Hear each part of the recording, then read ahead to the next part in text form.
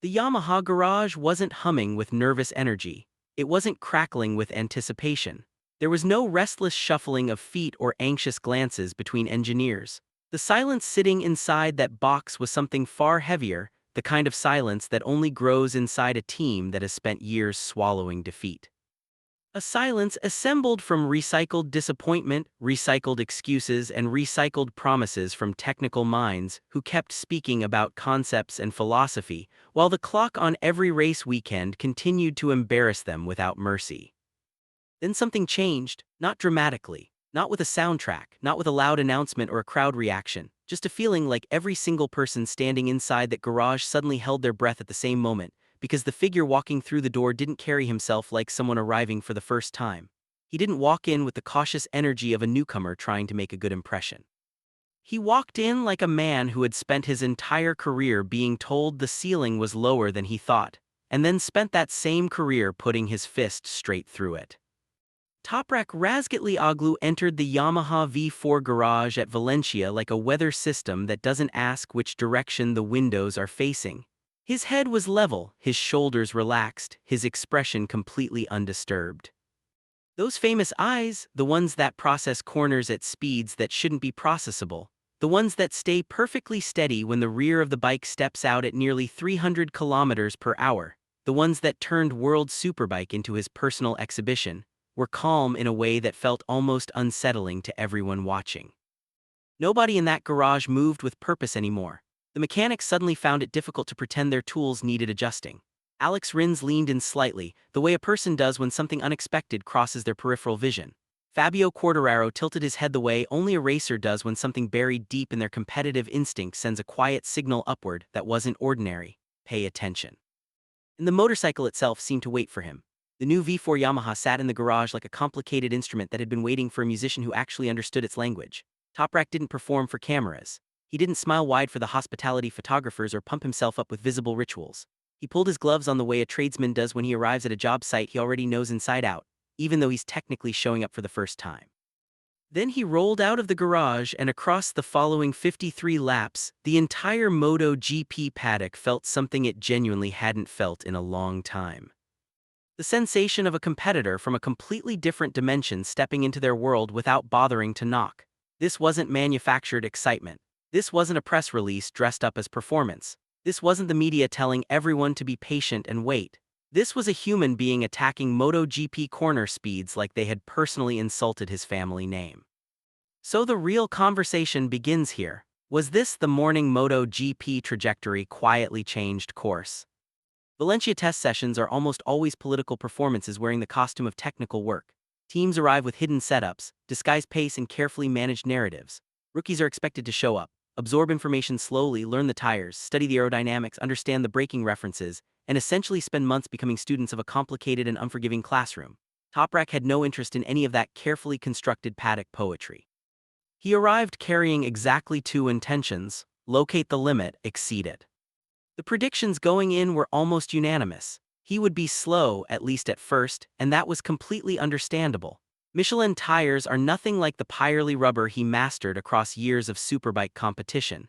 MotoGP braking architecture is a completely different discipline from anything the World Superbike calendar had demanded of him. Valencia specifically is a circuit that punishes riders who brake too deep and too late with the kind of consistency that feels almost personal. And the V4 Yamaha project was still very much under construction, a machine that hadn't yet found its finished identity.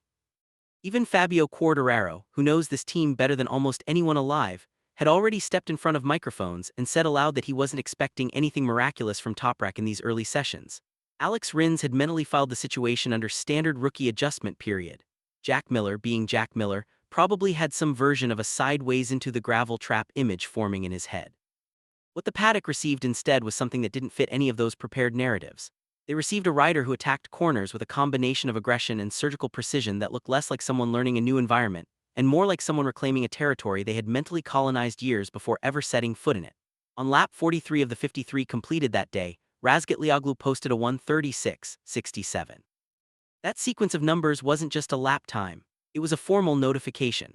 A first-year rider on a motorcycle still finding its identity, running on Michelin tires for one of the earliest times in his career, at a track specifically designed to expose undisciplined braking, and he produced that while simultaneously being the most productive and progressive Yamaha rider across the entire day. Fabio Quartararo felt the ground move beneath his expectations before anyone else did. He said it directly, without decoration. He was surprised by the pace. He went further and acknowledged that Toprak was going to perform considerably better in 2026 than anyone had projected. This wasn't empty teammate diplomacy.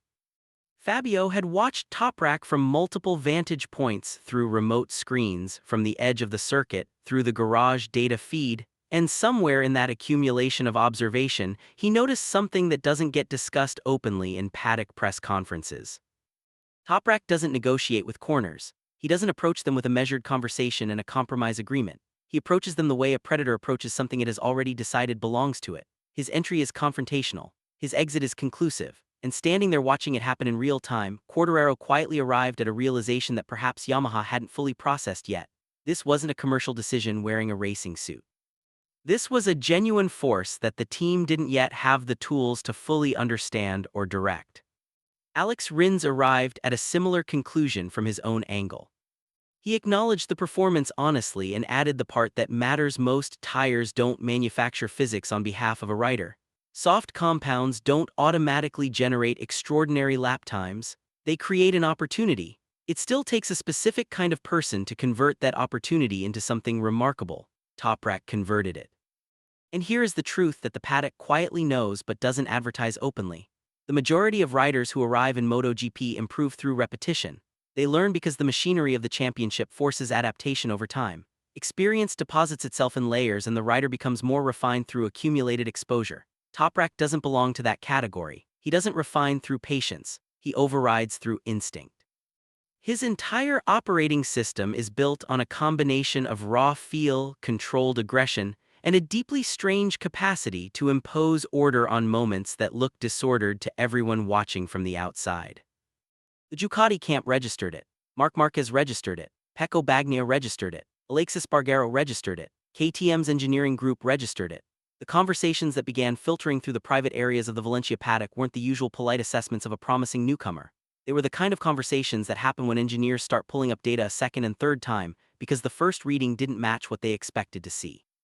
How is he producing that line through that corner? Have you looked at his braking point? That entry angle shouldn't be possible without losing the front. What happens when he has a full calendar of races behind him? The unease wasn't expressed loudly. It never is when it's genuine. It moved through hospitality units and engineering debriefs in a quieter, more persistent way. The way concern spreads when people can feel something shifting but haven't fully identified what it is yet. For the first time in a considerable stretch of time, MotoGP felt like territory that hadn't already been mapped. It felt unpredictable in a way that wasn't manufactured for broadcast purposes.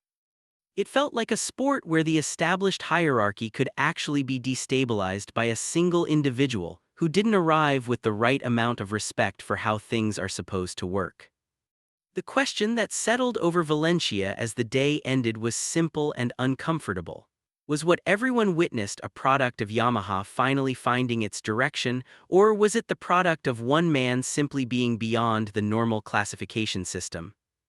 The real demolition at Valencia wasn't mechanical. It wasn't Toprak's learning curve encountering a wall. The demolition was structural, and it happened to almost every assumption the paddock had assembled in advance. The theory that Michelin adaptation would consume his early months collapsed. The theory that MotoGP braking discipline would require extensive re-education collapsed. The theory that Quartararo would remain comfortably ahead on pure machinery familiarity collapsed faster than anyone expected it to. The broad narrative that this would be a humbling transitional season for a champion arriving from a different category. All of it came apart across 53 laps at a circuit that is supposed to punish exactly the kind of riding Toprak is built around. Fabio acknowledged directly that his internal projections had been reset. Rins acknowledged that what he saw carried real substance, not manufactured by tire compounds alone. The rivals who declined to comment on record were communicating something equally clear through their silence. You don't say nothing about a rookie unless something they've done has made saying nothing feel like the safer option. The tire mythology specifically took damage. The long-standing paddock wisdom that Michelin rubber represents the ultimate filter separating serious MotoGP contenders from everyone else Toprak didn't master it through textbook progression. He addressed it on his own terms and still extracted enough from it to make the most experienced people in the garage look twice at their monitors. But perhaps the most revealing collapse was one Toprak himself articulated. He admitted plainly that finishing outside the top 10 wouldn't sit well with him. This wasn't arrogance performing for an audience. This was a man providing an accurate description of his own psychological architecture. A person whose entire professional identity has been constructed on the refusal to be comfortable with average results, who has never learned how to treat a poor performance as an acceptable data point, who experiences mediocrity not as a temporary condition to endure, but as something fundamentally incompatible with how he understands himself. That internal structure is what unsettles experienced MotoGP competitors more deeply than any single lap time. Fast rookies are manageable. The class has systems for processing fast rookies. They make mistakes, they learn limits the hard way, they have difficult races that reset their confidence temporarily. What the class doesn't have a reliable system for is a newcomer who treats every moment of difficulty as a personal insult that requires an immediate and forceful response. Set aside the atmosphere, the drama, the fan reaction, and the narrative satisfaction of a great story unfolding. Look only at what the data and the behavior at Valencia communicate about the future. Three things stand out above everything else. First, his rate of adaptation is abnormal. The widely accepted framework suggests that riders need somewhere between 150 and 200 laps of meaningful MotoGP experience before they begin to genuinely understand Michelin tire behavior and braking architecture at this level. Toprak was generating legitimate threats to the established Yamaha order within his first 20. That acceleration of understanding doesn't belong on a standard development curve. Second, his presence fundamentally changes what Yamaha is actually building. The V4 project now has two completely opposing philosophical inputs feeding into its development simultaneously. Quartararo represents smooth, precise, calculated riding, a style that demands the bike deliver consistency and predictability. Toprak represents aggressive, instinct-driven confrontational riding, a style that demands the bike survive and respond to violence at corner entry. For the first time since the era when Jorge Lorenzo and Valentino Rossi shared the same garage and forced Yamaha to think in two directions at once, the factory will be required to develop a machine that can honestly serve two completely different visions of what a motorcycle should do. That tension is genuinely productive and genuinely complicated. Third, the remainder of the grid now has to include a new variable in their 2026 planning. Marc Marquez understands what a rider looks like when their braking is operating at a level that defies what the machinery is supposed to allow. Pecco Bagnaia knows how to recognize a corner entry that belongs to a different category. Maverick Viñales understands raw instinct when he watches it. Jorge Martin reads the competitive landscape carefully. None of them can treat this as background noise. The 2026 season has acquired a dimension it didn't previously carry. The sport that had begun to feel navigable, somewhat predictable in terms of who would compete at the front and why, has introduced an element that doesn't respond to conventional competitive logic.